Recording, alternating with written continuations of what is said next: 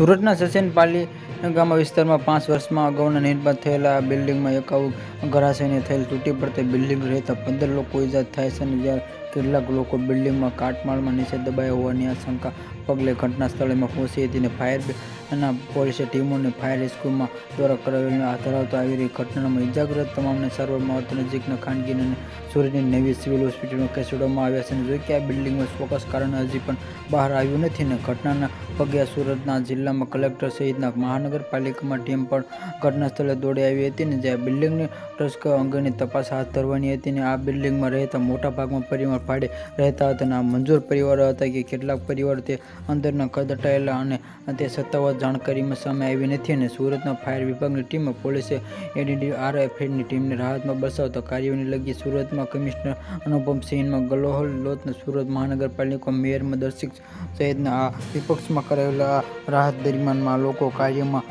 જે સતત ચલાવી રહ્યું હતું પરંતુ તે છતાં કાટમાળમાં કેટલાક લોકો ફસાયેલા પુષ્ટિ કરાવી નથી અને તે કાટમાળમાં કેટલાક લોકો ફસાયેલા છે કે અહીં શકાય નથી અને 32 ફ્લેટવાળી આ બિલ્ડિંગમાં કેટલાક પરિવારો ભાડે રહેતા હતા।